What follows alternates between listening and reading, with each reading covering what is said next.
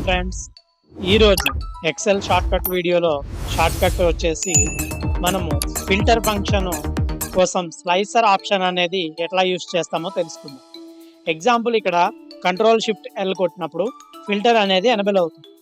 అయినప్పుడు ఇక్కడ ఏదైనా డిపార్ట్మెంట్ సెలెక్ట్ చేస్తే మనం ఈ ఫిల్టర్ ఆప్షన్ దాంట్లోకి వెళ్ళి ఈ సెలెక్ట్ ఆల్ డీసెలెక్ట్ చేసి ఏ డిపార్ట్మెంట్ కావాలో ఆ డిపార్ట్మెంట్ సెలెక్ట్ చేస్తే ఓకే చేస్తే మనకి ఇక్కడ వస్తుంది.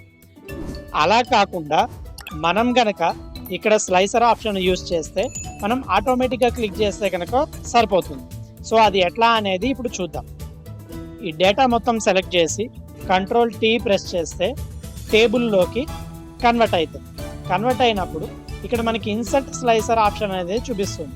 ఈ ఇక్కడ క్లిక్ చేసినప్పుడు మనం ఏదైతే ఫిల్టర్ చేయాలనుకుంటున్నామో అది సెలెక్ట్ చేసుకుంది. ఎగ్జాంపుల్ డిపార్ట్మెంట్ సెలెక్ట్ చేసాం. ఈ డిపార్ట్మెంట్ సెలెక్ట్ చేసిన తర్వాత మనకి ఇక్కడ స్లైసర్ ఆప్షన్ అనేది కనిపిస్తుంది కదా. ఇక్కడ ఎగ్జాంపుల్ హెచ్ఆర్ డిపార్ట్మెంట్ క్లిక్ చేస్తే మనకి ఓన్లీ హెచ్ఆర్ డిపార్ట్మెంట్ డేటా చూపిస్తుంది. అలాగే సేల్స్ సెలెక్ట్ చేస్తే ఓన్లీ సేల్స్ చూపెడుతుంది. అకౌంటింగ్ సెలెక్ట్ చేస్తే ఓన్లీ అకౌంటింగ్ చూపిస్తుంది. ఇదండి ఇవాల్టి షార్ట్కట్ వీడియో వచ్చేసి.